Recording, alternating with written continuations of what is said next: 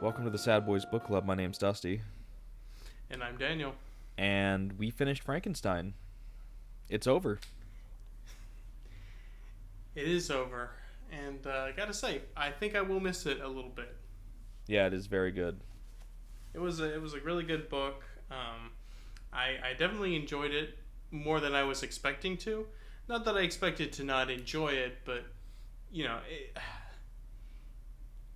it's probably the oldest book we've read yet, and not that older books are not necessarily unenjoyable, but generally speaking, my time frame of preference for like art and stuff is like mid 19th century on, and this is like early 19th century, so I wasn't sure how I was going to get down with it, but in practice it was quite good. What was our previous oldest book? Would it have been The Stranger? Yeah, that was like 42, I think. 42 or 43. I think it was 1942. So yeah, that would have been the previous oldest. Okay. I don't think we're gonna beat this one anytime soon unless you want to read something like Paradise Lost or The Divine Comedy or even some Homer. I don't know. Maybe some point we can go back to the past. Like I said, I usually am more interested in like later stuff, but honestly, maybe that's something we could think about, and maybe do like, instead of like classic literature, like straight up classical literature, maybe look for like some early AD or stuff or something. But then, oh boy, that might not be like a Greek play or something. But I don't know. We could think about it. I don't know how well those would transmit or translate to our format. Yeah, I don't know. But in the meantime, yeah, we finished Frankenstein, and I don't know. I feel like there's a lot to kind of get into, so I kind of want to jump into it immediately, unless you have any other opening words you want to say. No, let's go. Yep. So where we left off last time was after Victor agreed to make the monster a female companion, a bride, if you will. Mm-hmm. And so he goes back to Geneva, and he's just super sad, super depressed, and his dad's like, "Yo, dog, you sad?" And he's just like, "Yeah." And he's like, "I wish you weren't sad." And Victor's like, "Yep." So he feels like going to. He hears about some people that have made some discoveries, some scientific discoveries in London that might help him out with making the bride. So he decides to come up with an excuse to go to London. And his dad's like, "Sweet, okay, I'll send Henry Clerval with you. You two go together." At this time, isn't he also kind of like, also, hey, you're so depressed, what would make you feel better? Getting married, so why don't you marry Elizabeth, I remember that being a big part of that conversation. Yeah, I didn't put a down payment on this girl for nothing. I needed a return on investment here soon. Yeah, it's this, and this kind of goes into a broader theme I want to link back to at the end, maybe. But like, I know that's something we talked about in maybe the first episode, but there's some really weird and disconcerting vibes in the just to see it stated so plainly by the dad, just instead of it being like this maybe strange or horrific thing, it's just, he's just like, no, like that child that we adopted, that was basically like a clone of your mother, yeah, she's here to be your wife. You need to go ahead and get on with the whole marriage thing. Victor, I need you to fuck your sister cousin. Come on, man. Get on it. It's very disconcerting, and I think although it's not written necessarily in a didactic way, but I think you can assume just through the reading of it, you can tell that obviously she has like a very circumspect view of the whole potential pairing of Victor and his sister cousin. Yeah. Yeah, he's able to go to London, He leaves her behind, and he's just like, yeah, when I get back, we'll get married. So, yeah, he meets up with Henry, and they start making their way to London, and they're in London. I don't know how deeply you want to go into specifically their travels, because I feel like a lot of it was just like, we traveled, we hung out with people, Henry was cool, and then we traveled, and then we hung out with people, and Henry was cool.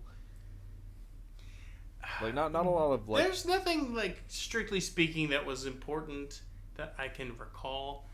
But I will say there is a lot of, just to note that every time that they're doing something, he will have, like, a little digression in saying, like, but in the back of my mind, all I could think about was the fiend lurking around every corner, haunting my footsteps, that kind of stuff. So it's just to show, like, he is on this semi-pleasure journey, but at the same time, he's not really able to disentangle himself from the sort of guilt and fear he has surrounding the monster situation.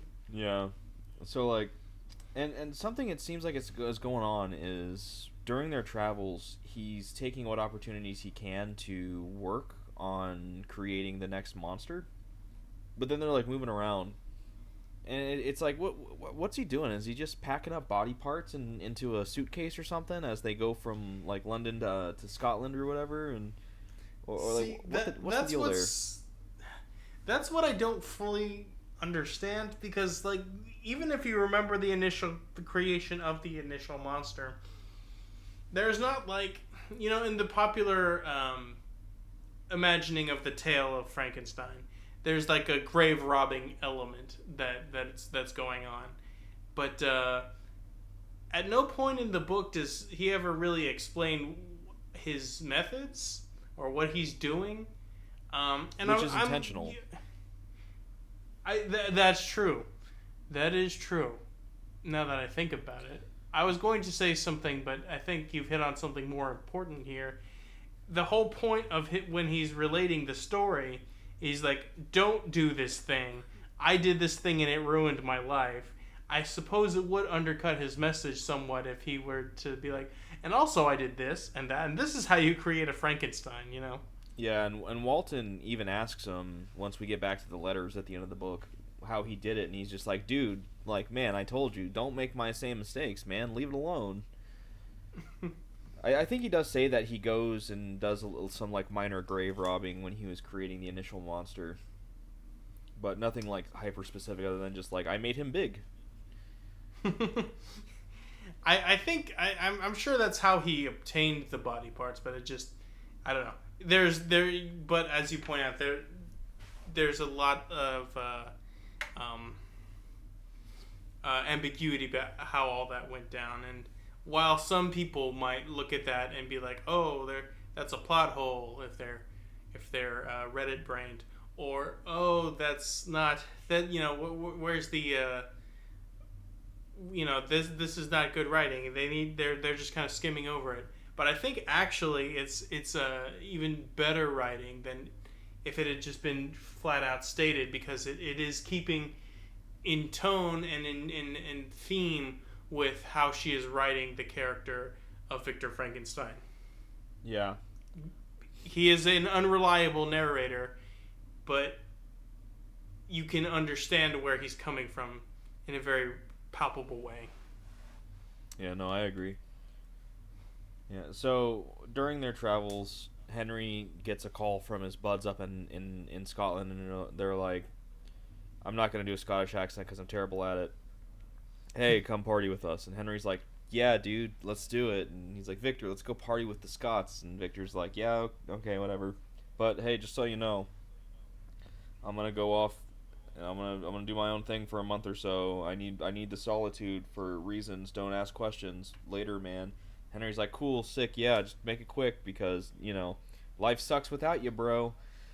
Because, Henry's the ultimate wingman. Yeah, Henry's a cool guy.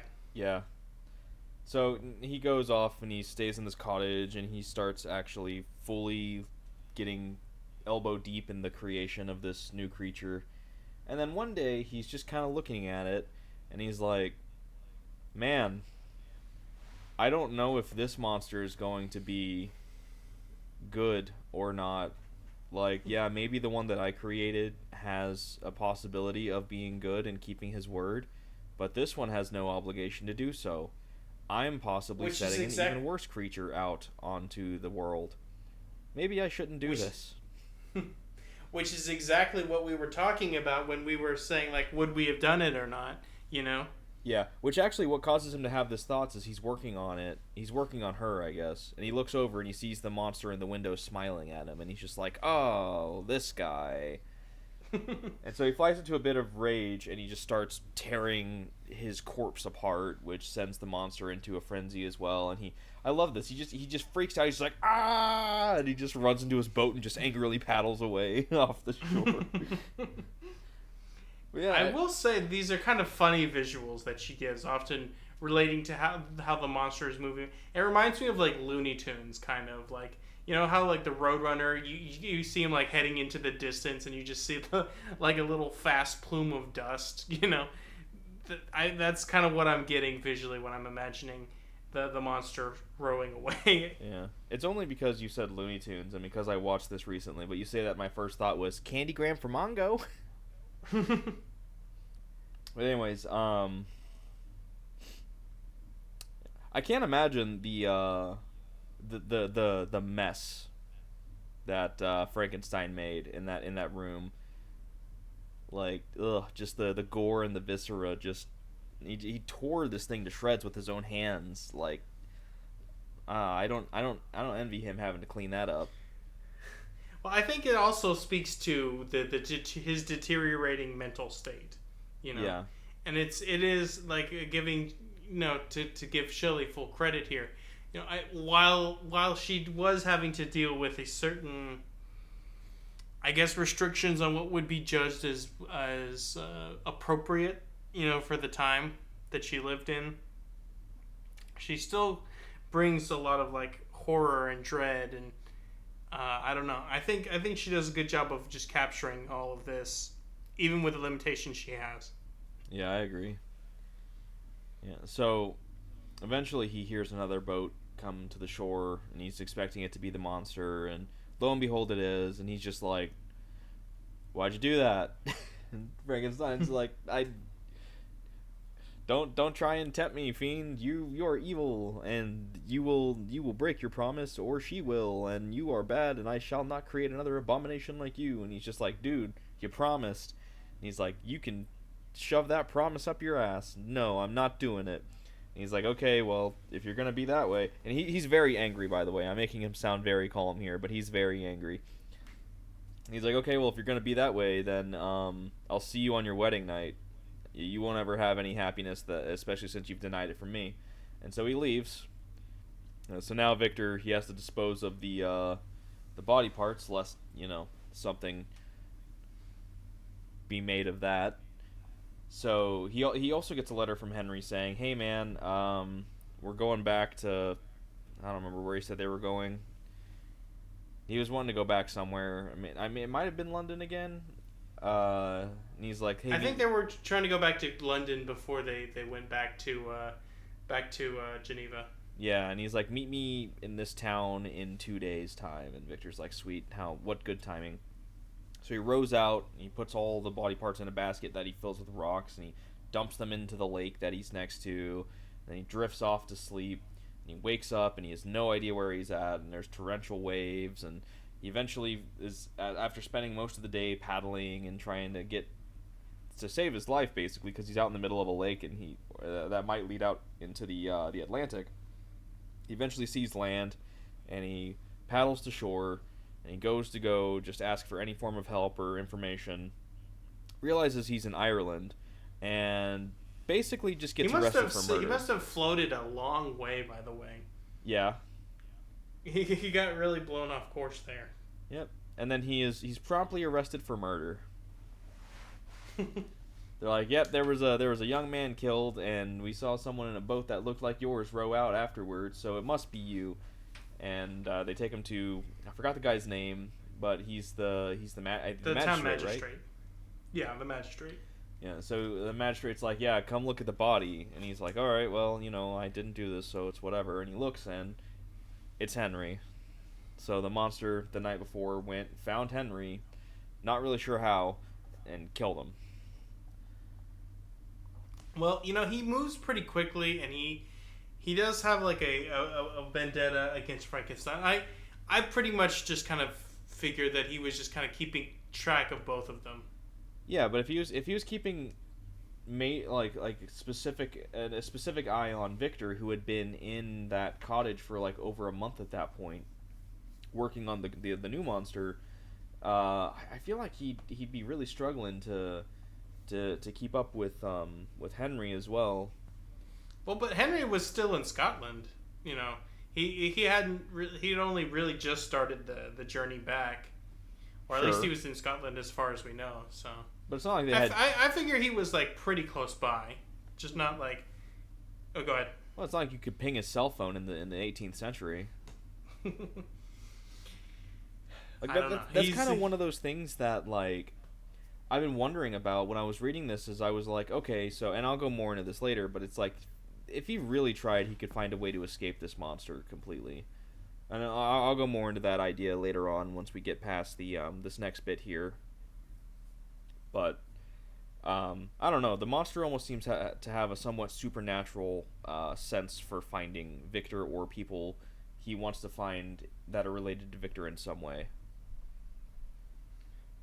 I mean, I will give him this. Like, he is able to cover a lot of ground, and he has made it his mission to destroy Victor and all that he holds dear. So I was willing to give it a little bit of a pass, because regardless of whether or not it's like realistic per se, it is emotionally realistic, or realistic to the theme. You know what I mean? Yeah. So now Henry's dead. That's one more corpse that Victor can have on his conscience. And once again, tell me if you've heard this one before. He falls into a multiple month long sickness. I gotta say, man, Victor Frankenstein is a sickly boy.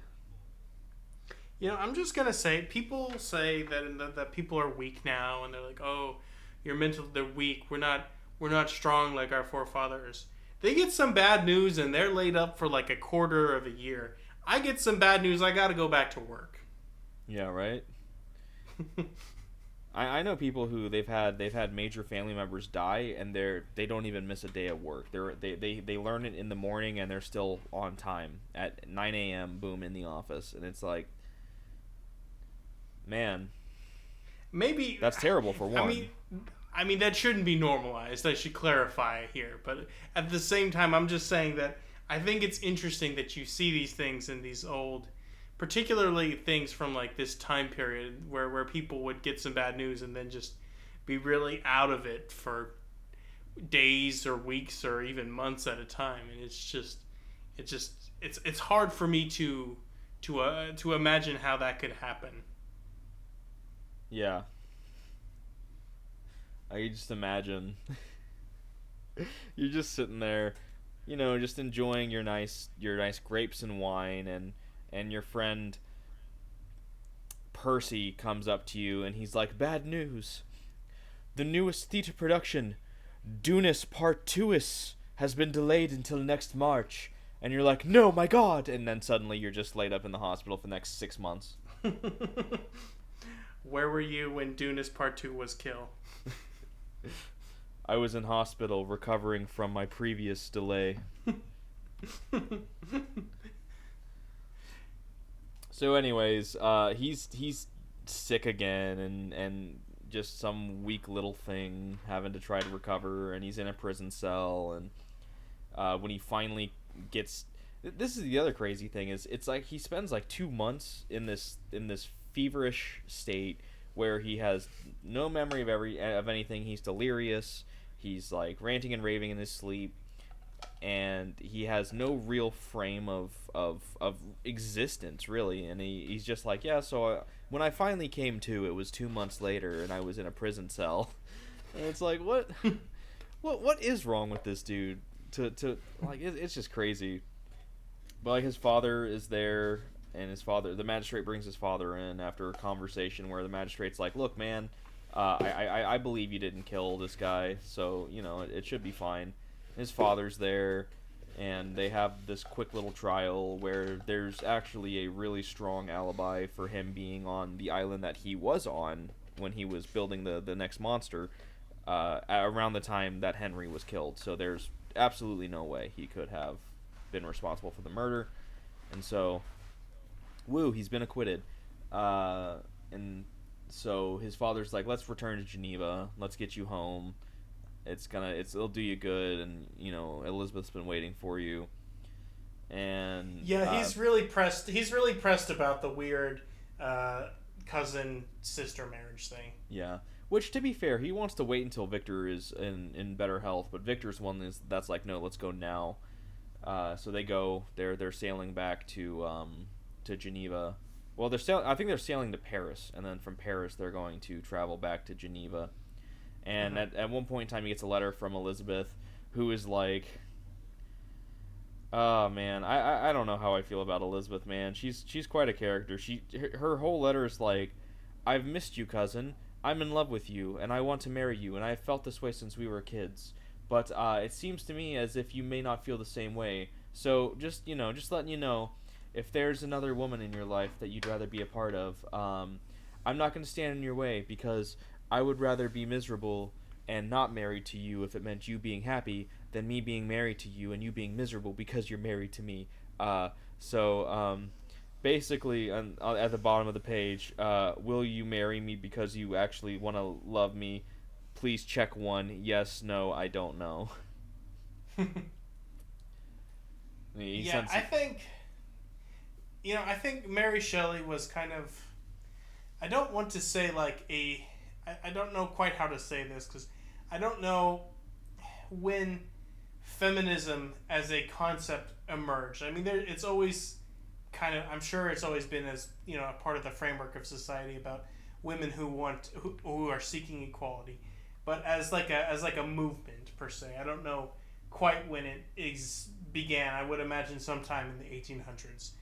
But I do feel like there is a certain reading of this text, which I think you are picking up on, is that we are supposed to feel a little bit uncomfortable and maybe a little confused about this whole thing vis-a-vis Elizabeth, and we're supposed to kind of look at this and be like, this is just concerning. Like, she's kind of lived her whole life to be she was raised to be his bride, his promised bride, and like at every juncture of her life, she's been kind of like groomed and molded to like be this for him. So it's just this really uncomfortable feeling I get whenever Elizabeth is coming back into the narrative. Yeah. And she's also just as weak as he is. She's still all beside herself over Justine's death, and at this point it's been at least like a year or two since Justine's death. Yeah. And she's still up in arms about that. And it's like, I get it, it sucked, it was a tragedy and she was innocent, but like, you gotta move on at some point. Especially with how young she is. She's like early to mid-20s still, and it's like, this is truly the greatest tragedy that my life shall ever experience. And it's like, alright. It's like that from the Simpsons. This is the worst day of my life. It's the worst day of your life yet. So far. That kind of thing. So far, yeah. Which, boy, is that true. I guess we will see here shortly. Yeah. But yeah, he sends back a letter just like, no, man, like, hey, I love you too. I'm going to marry you because I want to marry you. But I will tell you this, I have a super dark secret, and I'll tell you the day after our wedding, but don't ask me about it before then, okay? And in the meantime, he's just like, oh man, the monster. He keeps thinking about the whole I'll see you on your wedding night thing. And he kind of becomes of two minds about it. Because like, he's like, on the one hand, if I do that, I'm inviting this disaster. But then he's like, hang on, if I don't do this, then maybe the monster will start targeting more of my family and my friends. So maybe I need to get this marriage thing going sooner rather than later so we can have our final confrontation. Because he understands this as him and the monster are gonna throw hands, and one of them or both of them are going to not walk away from that fight. But he makes it back to Geneva. Elizabeth somehow looks worse than he does. Well, maybe not worse than he does, but maybe just as bad as he does. And it's, it's like, girl, eat a sandwich or something, man. Like, Jesus. Your friend died a couple years ago. I'm sure she would be really upset with you right now at how you've let yourself go at her expense. Like, come on. And so they plan on having their wedding. It's like within the next like 10 days or so. And so Yeah. they do their preparations. It's their wedding day. Their wedding goes relatively smoothly. They're gonna go out into this lakeside cottage for their honeymoon, but they're gonna go the next morning. In the meantime, they're gonna go to this inn where they're going to take the ferry to the cottage the next day. They're gonna stay at this inn for the night, and Victor, he's completely loaded for bear. He's got pistols. He's got knives on him. He's ready to fight this monster, and he sends Elizabeth off to bed, and he's just looking at every room he can, and he's just like standing in the hallway or whatever, just waiting. He's just like, all right, man, when you gonna come? I'm waiting. I'm ready for you. And this, I honestly feel like this is the stupidest thing he's done in this entire book, because then all of a sudden he hears Elizabeth screaming. He runs into her room. And he's like, oh my god, I didn't think for a second that the creature that has been specifically targeting my friends and family and not me specifically so that he can hurt me more by hitting me emotionally instead of physically has targeted my wife instead of me. Yeah. It's also because that's exactly what the monster wants him to experience. He wants him to experience that same sort of isolation that the monster is. So it's just a total... As you point out, it's just a total misread by Frankenstein. It's even at this very late date, he does not understand. Even though these people are being punished for his crime, essentially, he still doesn't understand what the problem is, and it's just very frustrating. Yep. So he runs in there. Elizabeth is dead. The monster killed her.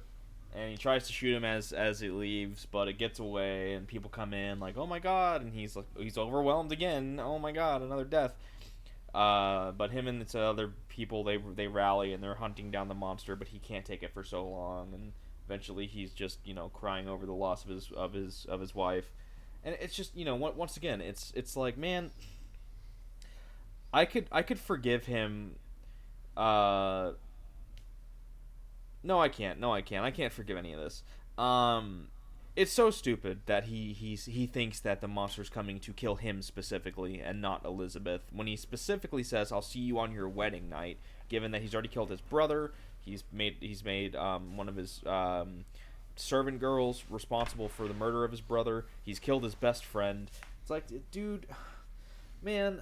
Well, it just shows that Frankenstein is just obscenely arrogant. Yeah.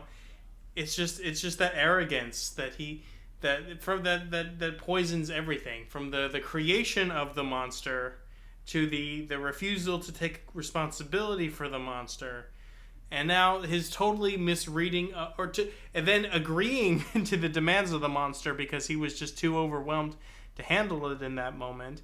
And then now he's just completely misreading the monster's motive, and like, it just shows that he's just not, I don't know, he does not develop as a character.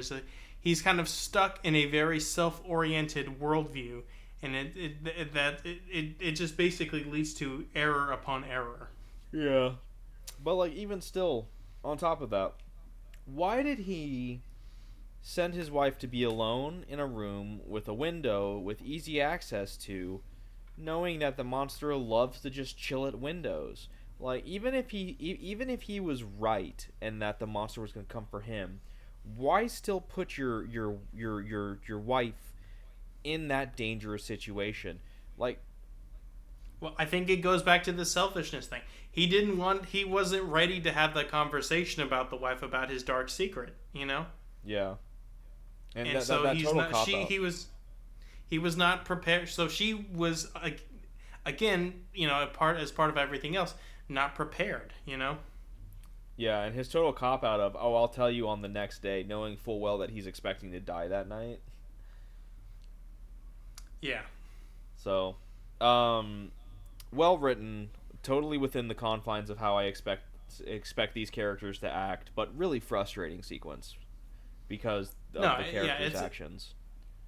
yeah, but it is a good and earned frustrating character. It's not just Yeah. like a contrivance. Yeah. And so he goes back to Geneva the next day. He hires some dudes to just, row him back there. So he gets there in the morning. Or no, it is the morning when he leaves. So he gets there in the day. He goes to tell his dad. He's just like, hey, you're, So you know that 90-day bride that you bought like 20 years ago? Well, it was more like a 90-minute bride. So, oops. And so his dad, having lost the one last good thing he held on to, succumbs to his misery and finally dies. And that puts Victor, believe it or not, into another state of frenzy where he loses months and he's unwell and he doesn't remember anything, and this time he was put up in an asylum, and they were like, oh, he's just gone crazy, he's delirious. So we lose another few months of time because Victor is a little weak baby, and can't take any ounce of tragedy. Oh my god, oh my god, dude, it's just been like 5 deaths in your family over the last couple of years due to a monster that you created out of your own arrogance. Like, come on, man, get over it, right? well, when you put it like that, it actually sounds worse. No, I know. But it is just kind of funny. It's like, once again, he falls into a state of sickness and delirium for months at a time again. It's just, I don't know. It's just kind of funny. This happens every single time. But when he finally comes back to, he goes to the, I don't know, the chief of police of Geneva or something. No, the judge. It was like the judge. I don't know, the head judge guy. And he tells him his story. And he's like, we gotta hunt this dude down. And the judge is like, look, even if I were to believe you, it's been a long time it's been a couple months already since this happened. So we wouldn't even know where to start to find him. And even then, if what you're saying is true, I don't think we have the means to even stop this thing. So, sorry, dude. Like, I'll do what I can, but set yourself up for disappointment, because that's probably what you're going to be facing here. And so Victor is just like, fine, I'll do it myself. And so now we hit the final stretch of the book here, and it is Victor chasing down the monster. So the monster comes to him and is just like, he basically just does the whole like nana boo boo thing, just rubs his nose in it, and he's just like, ha, idiot, I killed your friends and family, come and get me. And just, again, I must point out, the monster is like 2 or 3. yeah. So I think that kind of shows in his sort of like almost childlike taunting here. Yeah. And so now begins like I said, this final section where Victor is chasing after the monster. They're going from country to country. He goes to Russia at some point, going through deserts and chasing through. And then eventually, just a lot of travel. A lot of like, I did this and then I did this. And I felt like I was so close to death, but my vengeance kept me going. And eventually the monster's just like, hey, we're heading north. This is where we'll have our final showdown. And so that's how the monster and Frankenstein eventually make it to the North Pole, and they get their dogs. He goes to the monster stole some from a village, and Victor he gets to the village, and they're like, oh yeah, he stole all these things, and he headed north, and like, sick, he's gonna die in the cold because he's not our problem anymore. And Victor goes after him, and he's chasing after him, and things are going bad. His dogs are dying. Things just again showing the selfishness of Frankenstein. He basically mistreats the dogs pretty severely. Yeah. And so this kind of brings me back to what I was saying earlier. So there are many times where it looks as if Victor is a day or two behind the monster. in terms of like chasing after him. So the monster has a decent number of miles of of progress away from Victor. It just kind of brings me to what I said earlier is, so if he really wanted to get away from this creature, like he hypothetically really could have. And I know at this point in time he's living purely for revenge. He's like, I'm gonna kill this thing and then I will allow myself to slip away into death and be reunited with my family. So like I understand his motivations right now, but like my point is that this is showing that there's a decent chance that he could have found a way to rid himself of the creature completely, by just washing his hands of it and walking away, which I feel like would have been remarkably irresponsible because the monster, he's just basically saying, well, you know what, it's not my problem anymore, and if he just decides to go on an anti-humanity rampage and murder a whole bunch of people, whatever, it's not a big deal. But I feel like he could have gotten away, and if he would have done this well enough, the monster would have never found him again, unless it has some sort of supernatural GPS ping on Victor. But I don't think it does, because the only reason it even knew where to find him in the first place is because of him just happening to find the Victor's lab notes saying that he's from Geneva. So, yeah.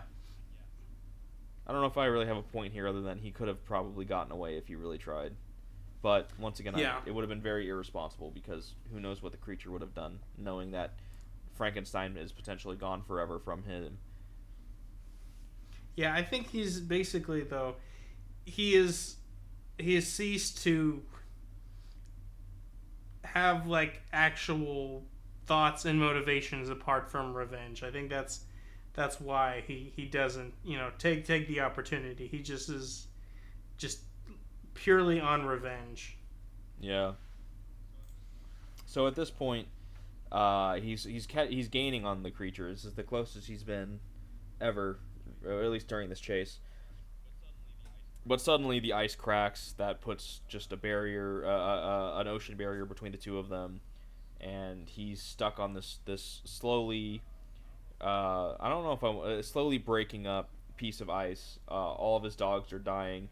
Then he just so happens to see Walton's ship coming in, and that's how we once again get back to Walton. This is the end of Frankenstein's tale, and we pick back up the rest of the story with Walton's letters again.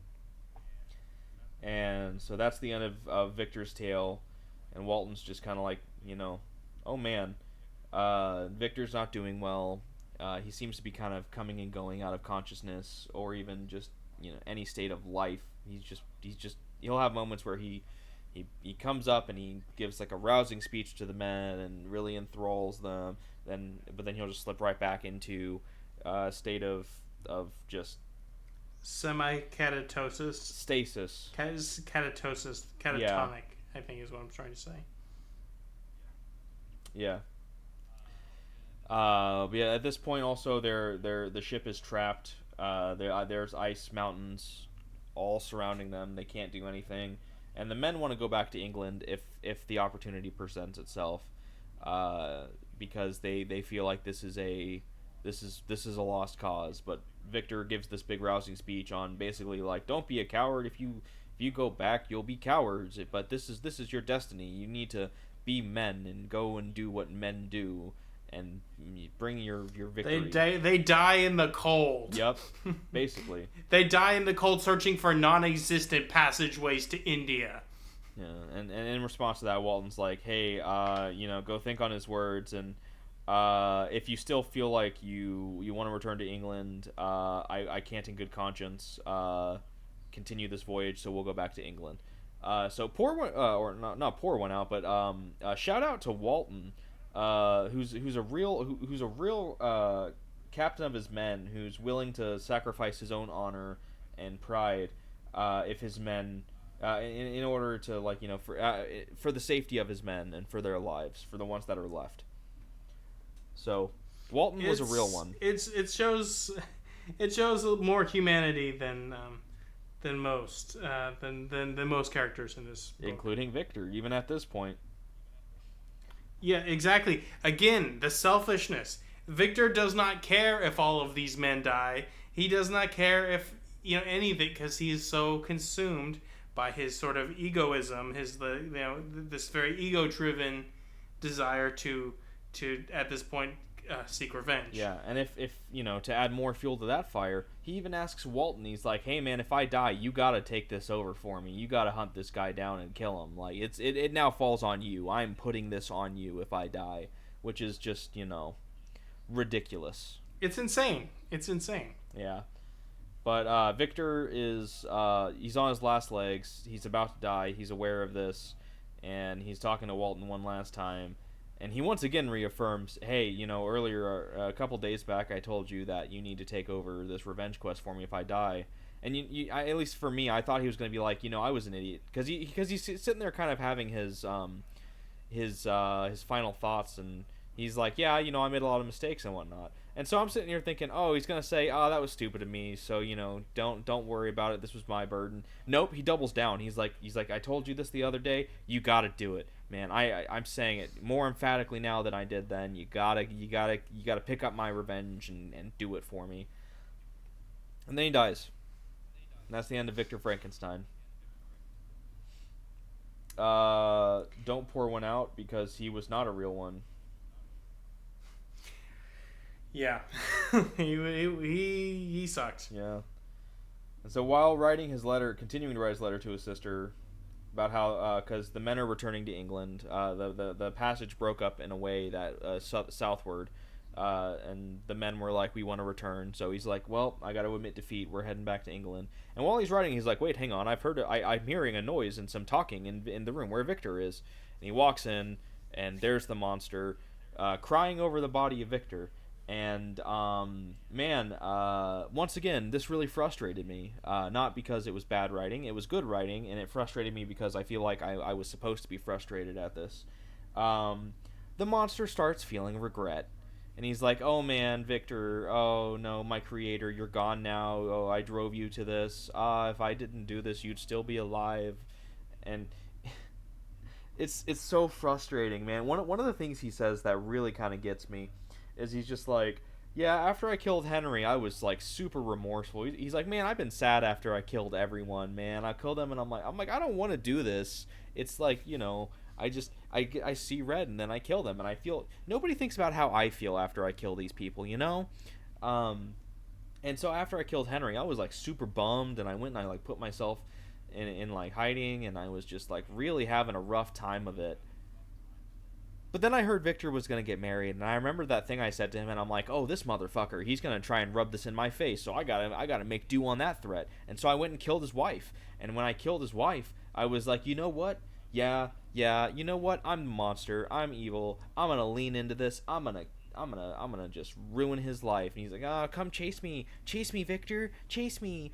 And he's just like, "But I felt really bad about it the whole time, So why does nobody pity me? Why does nobody pity the monster in this situation?" And it's just so damn frustrating, because it's like, I understand that he never received any help. He never received any good faith anything. Like he had a really rough life, to say the least. But at the end of the day, he actively chose revenge against Victor, which revenge against Victor himself it still would not be a good thing, but it would be an understandable thing. But his choice was to murder a child, pin the murder of that child on an innocent woman, murder Victor's best friend, who is also remarkably innocent and has no clue about any of this stuff, murder an innocent woman because she is married to Victor, which caused Victor's dad to die of grief, and then just basically push Victor to the absolute ends of his physical strength until he finally succumbed to everything and finally died, and then turned around and was like, "Oh geez, what have I done?" It's like, fuck off, dude. Like, no, you're not a victim. I mean, you were a victim, but you're no longer a victim. Well, many such cases. I mean, yeah, sure. But oh, go ahead. Yeah, sure. It is one of those things where it's hurt people, but that's not, it's not an excuse. Well, it's like you say. There's a point, and and however justified it was in this case, at least initially, like you said, but by extending it to continuing to hurt innocent victims that are totally unrelated to all of these things, it's kind of it's interesting that in some way Frankenstein's monster did bear a resemblance to Frankenstein in the end, through there's, I don't know, perhaps some sort of I don't know, dialectical process. I don't really fully understand, but like the monster sort of takes on a similar sort of like selfishness and egoism, although it comes from maybe a different place than what Victor himself experienced. Yeah, and once again, proven how much of a real one that Walton is. He's just like, he shuts him down. He's like, no, no, no, no, no, no. You don't get to feel that way after all the bullshit you pulled. He's like, you're a fiend, you're a monster, and you know what? You killed this man. And he sees Victor as a friend, and he sees Victor as the victim, which I feel like is, it's not wrong, but it's not right. He's kind of an in between thing, I feel. But he's like, he is a victim, but he's also the I would aggressor. say he is far overly sympathetic for Victor. Yeah. Because in his letters to his sister, Walton is frequently talking about how great Frankenstein is, and it's just like, is he though? Yeah. So he felt like he became real close to Victor, but I don't think that makes him any less wrong in the situation where he's just like, you don't get to feel this way about Victor, you don't get to feel this way about yourself.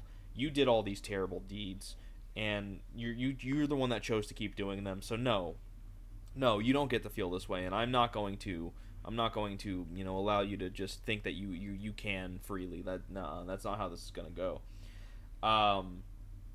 But in probably the greatest act that the monster can do at this point, he's just like, yeah, well, you know what? I'm truly alone. I have nothing left, not even my creator. Truly, I am the loneliest creature in existence. So I'm gonna go build a fire up north, and I'm gonna jump in it, and I'm gonna rid the world of myself, and I'm gonna rid myself of my loneliness. So, anyways, here's my mixtape. It has some of my, I covered some of my favorite songs here, like Helena, and Make Damn Sure, and Pink Triangle. So here you go. I'm gonna go kill myself now. And as Walton looks out of the port window and sees him swimming away, he just faintly hears, "I'm not okay." But yeah, and that's the end of the book. That is. It kind of ends in a very strange and anticlimactic way. But at the same time, it is very fitting. It's interesting. This book was incredibly interesting in a lot of ways. One thing that I wanted to talk about here in the end was the idea of the perpetuation of, like, how to put this, like the sins of the father, so to say. So we see in Victor Frankenstein's father, he is a man that he has a very strange. He is strangely drawn to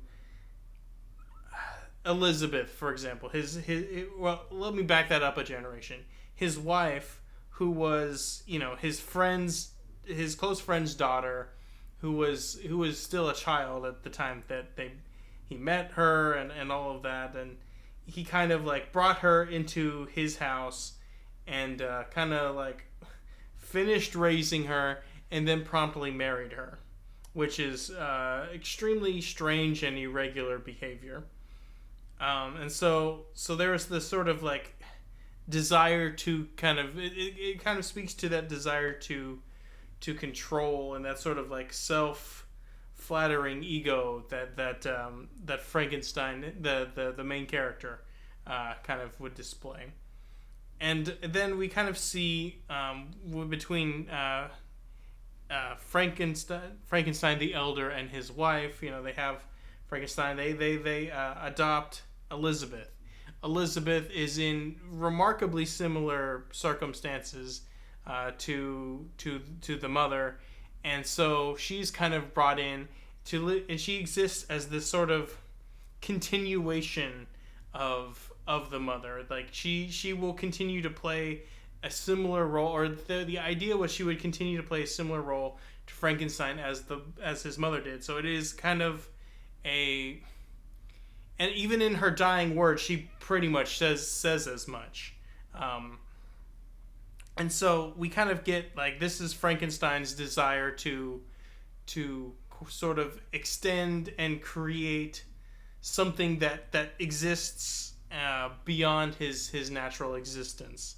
So there's that kind of idea that is kind of introduced through the Frankenstein family dynamic, and it just kind of it all and then it kind of these kind of currents merge in Frankenstein, and much like Elizabeth, who is kind of like the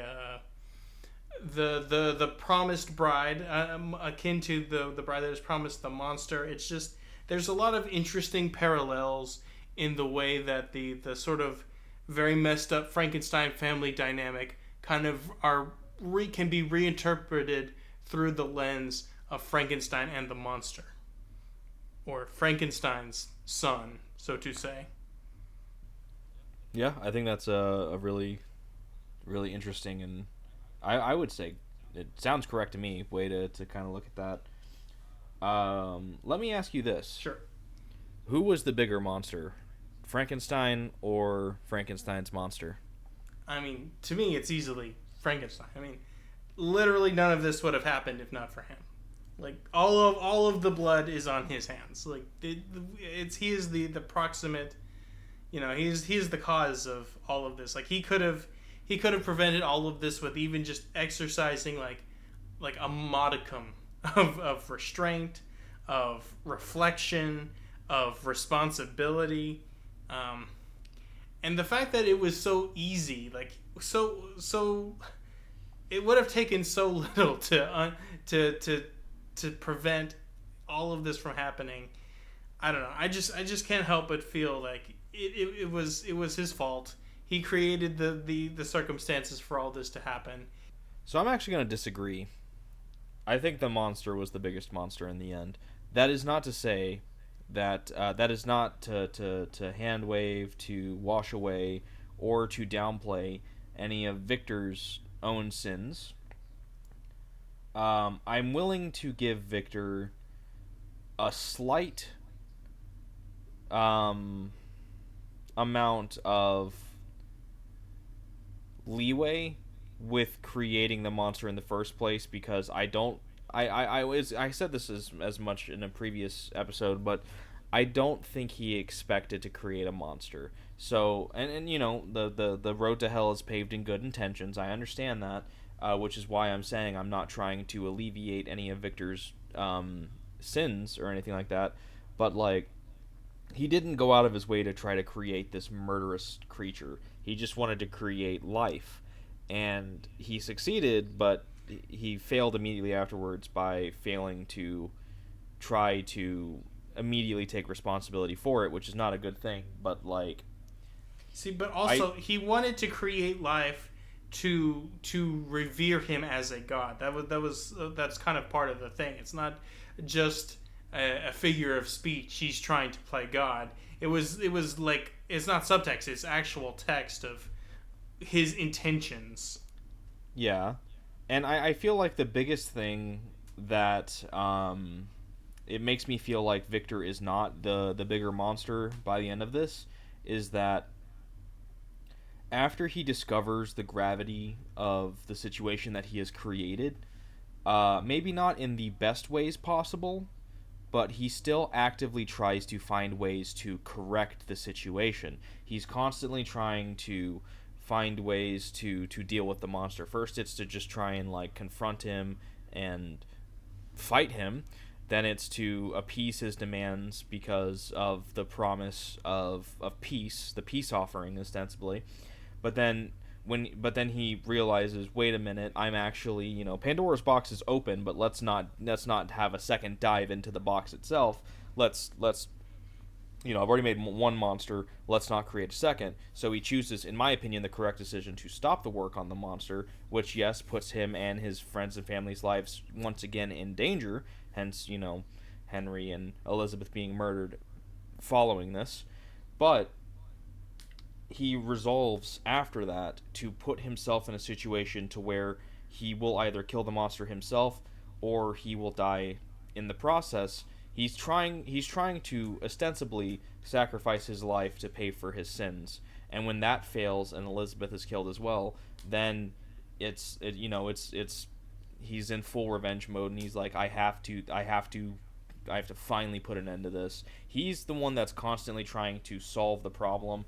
The way in which he's trying to solve it, or the effort in which he's putting, can certainly be questioned or gone into.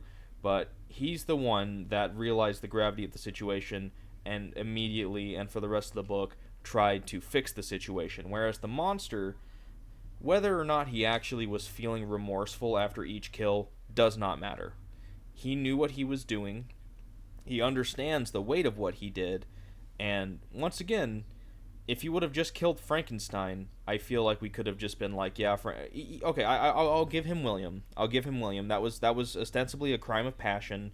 It wasn't good. It was a terrible, terrible thing to do. But after everything he had went through, and to just suddenly have someone related to the person who he sees as responsible for all of his torment in front of him seeing red and having that impulse of murder, it's not good. I'm not saying it was okay. I'm not saying it was justified, but it was understandable. It's understandable that was his reaction to that. So I can give him William in that regard and say if he felt remorseful but he kills Victor next, I can say that Victor probably would be the worst one in this situation despite that. But Justine was completely unforgivable. Henry was completely unforgivable. Elizabeth was completely unforgivable. So, if he's sitting there just like, oh yeah, I felt really bad every time, well, it's like, okay, but you still went out and did more. You still killed more people. You know what you did. You know what you did was bad. I do maybe question his remorse if that is the truth. But at the same time, it is difficult for me to really discern fully, the culpability of the monster. Again, I must return to the fact that he has received essentially no socialization, no proper guidance, no proper education, nothing. He is essentially, for all intents and purposes, and should be, in my view, should be read as a very intelligent child, but a child nevertheless. And children are very prone to very sort of aggressive or like just unthinking and self-motivated behaviors. This is not to handwave these. I think they are all certainly heinous and terrible acts.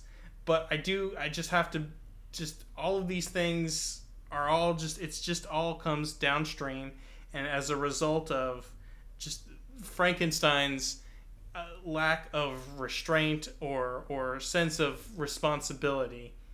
So I cannot, as heinous as those acts are, and I agree they're heinous, I cannot fully say with any certainty that he has the sort of same mental or emotional capacity or culpability that a full-grown human man does. Yeah. I mean, I think it doesn't matter whether or not that's he not actually to was. say That's not to say he's not he should not be held to account for those things. That's certainly not what I'm saying. Like any creature, if they went on a killing spree and they killed like 5 people, that creature would be destroyed. but at the same time, I think it is fundamentally it's trying to treat the symptom instead of the disease, to point to the creature and say, oh, the creature was worse. I think it's all downstream from the actions and inactions of Frankenstein the man. Uh, I feel like I feel like whether or not he was remorseful doesn't matter, because it doesn't change his actions. It does not change the end result. I don't know that he is capable fully of remorse. We know he's capable of positive emotions. We know that because of the DeLacy family. Well, I mean, look. I mean, again, I must return to the thing of the child, right? The child is, a child can have very strong positive relationships. They can have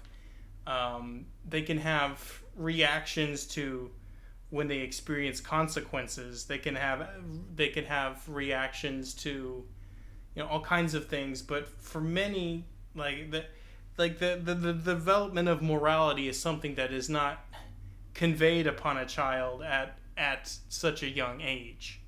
There's like a developmental process wherein they develop like a sort of a moral sense for the world, and before a certain point, it is mostly just trying to avoid negative stimuli. And I just don't feel that the monster.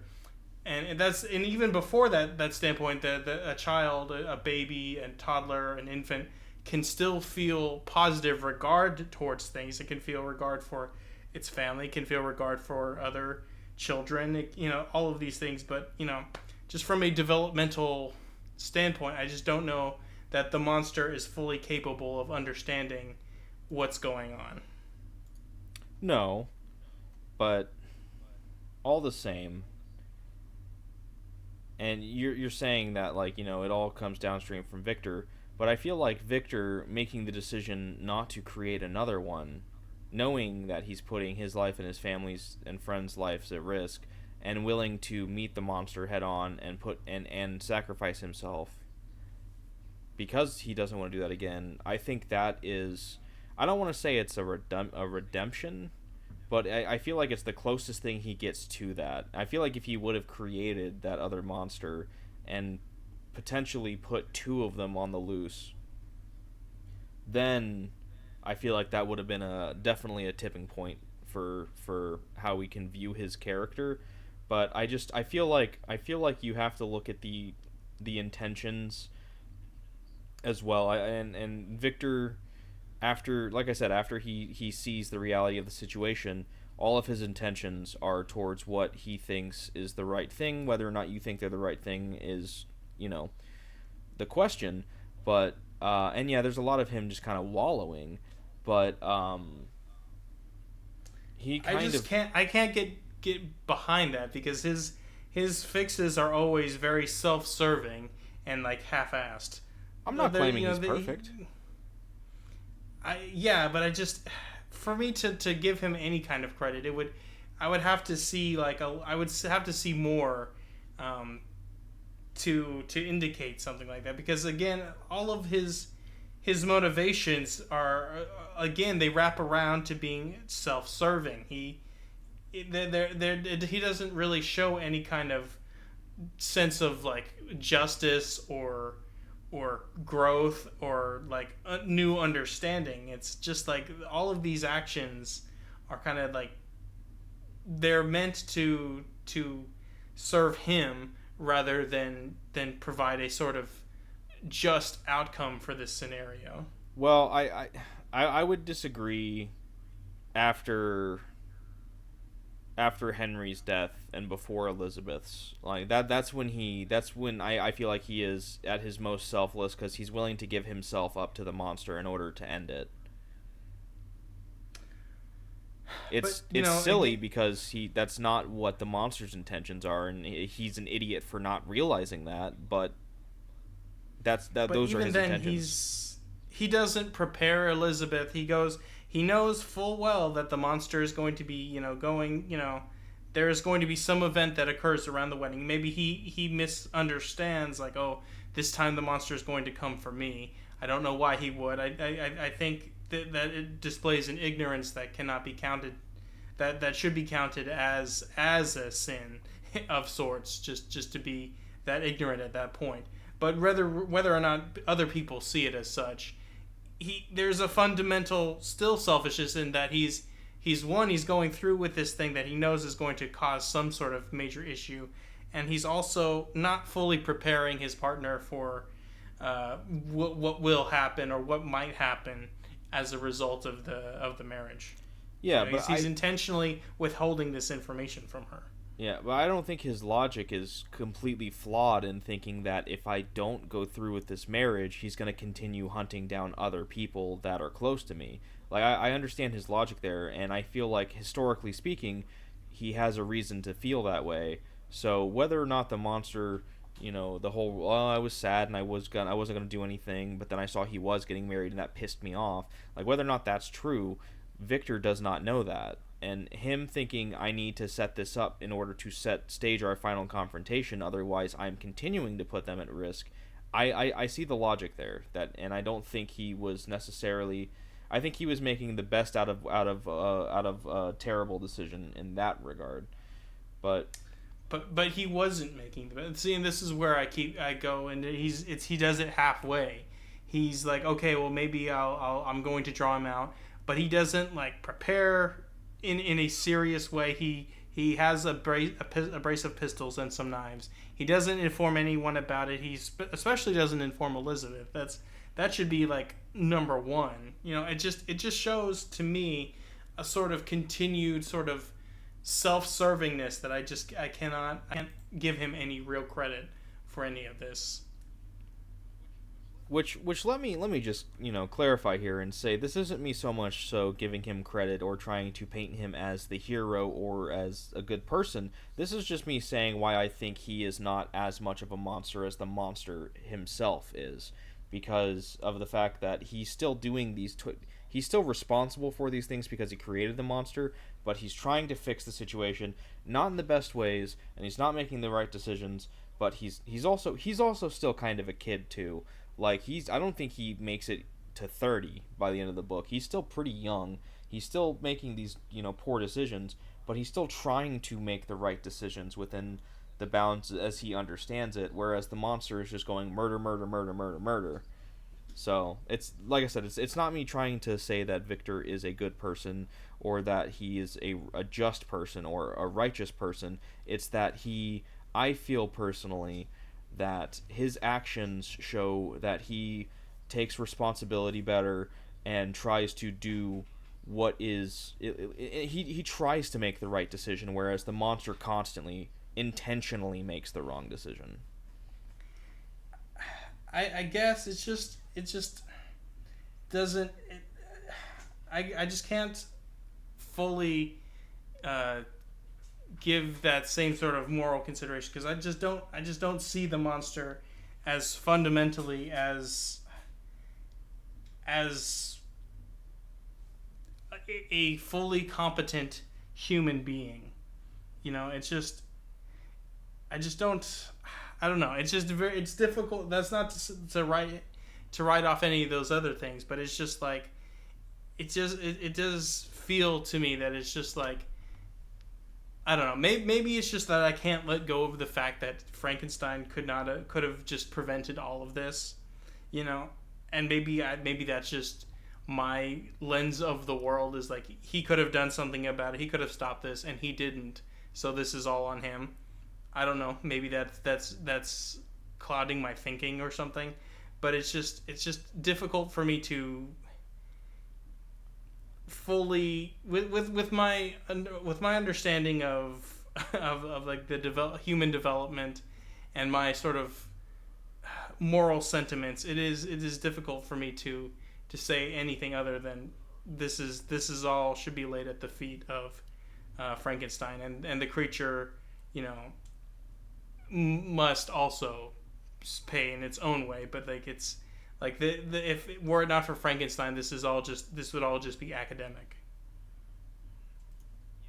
Yeah, which I don't disagree with that, but I don't think that that alone is enough to say that that Victor was the One worst thing that creature I've at the end noticed of the that you day. haven't argued against, I would like you to tell me, why do you think that the monster is competent, fully competent to make these decisions, and is not just lashing out like a toddler would?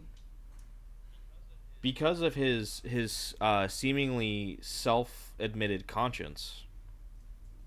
I think you're confusing the fact that he's can speak well for a sort of emotional intelligence or sort of moral understanding of the world. Well, also, there's a point that Victor makes a lot of times is how persuasive and manipulative the monster is with its words. It requires a good amount of intelligence and a good amount of um,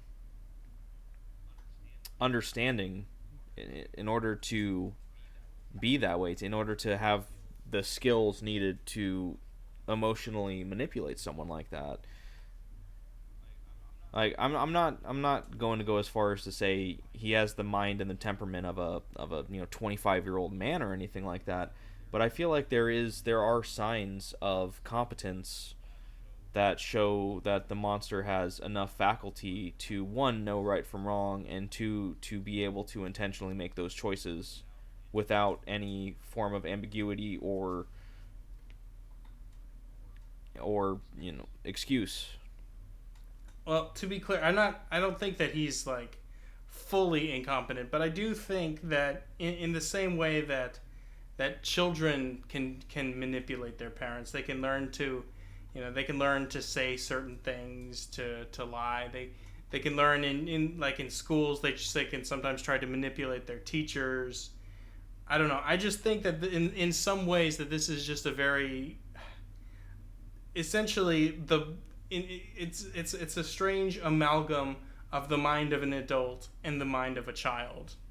I just don't think manipulation is ipso facto competency or a proof of competency rather. I think it's I think even for example, people with dementia, people with other things, other illnesses, they can still be in their own way kind of they're not deemed competent in other ways, but they can still try to elicit emotional reactions. They can still lash out in certain ways that it just to me there's not a one-to-one thing there. It could be if there was like more evidence that he had competence, but I think ultimately, there's just not enough proof for me to deem the monster as competent. I don't know. I guess I don't know. I guess I'll just have to disagree to the point where it's like I think I don't know. I think the monster reasonably could have and should have not murdered most of the people that he murdered, and because of that, I think that's enough for me to personally feel the way that I feel about it. But like I said, don't take this as me. I'm not trying to defend Frankenstein's honor. I'm just trying to explain why I think that the monster was the bigger monster in the end. At least why I feel that way. Well, and I should clarify that I also think the monster should not have murdered those people. Like I think if the monster did experience any kind of remorse and they continued to murder, that is bad. That is clearly bad. I mean, but anyway, I feel like I'm the prosecution and you're the defense right now. I kind of feel the opposite. I feel like I'm the prosecution of Frankenstein, and you're the defense of Frankenstein. So I think in some way we're both. Yeah, well, I was thinking more in terms of the monster, and you were thinking more in terms of Frankenstein. So I guess fair enough. I guess it's who's on trial here. That again speaks to the different lenses that we're viewing it. I'm viewing this as like about I'm viewing this through the lens of Frankenstein, and you're viewing this as through the lens of the monster and like the resultant stuff. So I can it may just be a different lenses of how we view this fundamentally. But yeah, I think Yeah. we can wrap that up. I think we've gone about as far as into that as we can go. But yeah, just I guess let us know in the comments how you feel about this, and who is the bigger monster. Sound off below. Yeah. No, I think that'll about take us to the end here as well. I don't have, or I guess do you want to let's give final thoughts? We should probably do that. Okay, final thoughts. Very good, very good book. I quite enjoyed it. I wonder why there are not more, well-known Mary Shelley novels. I wonder if maybe the ones that do exist, if they deserve a critical reevaluation, especially in light of the achievement that Frankenstein is. I quite enjoyed the book, and heartily recommend anybody read it, particularly sci-fi and horror fans. Yeah. Yeah, I really enjoyed the book. It was nice to finally read it myself, and yeah, just experience it more like in my own way instead of through the lens of someone else. So yeah, I really enjoyed it. Very very well written, and yeah, its legacy just kind of speaks bounds. What I'm more wondering is why we've never gotten a true adaptation, or at least as far as I'm concerned, as far as I'm aware, I have not watched every single Frankenstein piece of media in existence, so I could be wrong. Someone could probably tell me, "Oh, hey, here's an actual true adaptation of the book." But why is it that we got the what is ostensibly a Hollywood bastardization of the story of Frankenstein, and why we've never gotten, once again, to my knowledge, I could be very wrong here, one that's closer to the book itself. So that's just kind of weird to me. Something like at least a big budget, high market value Frankenstein, Mary Shelley's Frankenstein movie or something. Which once again maybe we have and I just didn't know. I think it would make a good movie. I could also see it being like a really good, you know how like Victorian and like British, like prestige miniseries like Downton Abbey and Bridgerton and all of those kind of things. Like those are all very popular. I feel like Netflix or like HBO or somebody could do one of these, and I think it would be you could get a good like 10 episode run out of it. Yeah. Yeah. Like I said, really enjoyed the book. Uh, for me, I give it 8 out of 10. It's a classic. It holds up. The language can be tough for some people. I understand that, but I think if you just kind of push through and use your context clues, you'll be able to, you'll survive. You'll enjoy yourself, hopefully. But yeah, I really enjoyed this book, and I'm looking forward to the next one. Yep. Looking forward to whatever we look at next. Thank you, everybody, for listening to another episode of the Sad Boys Book Club, and we will see you next time. Take care.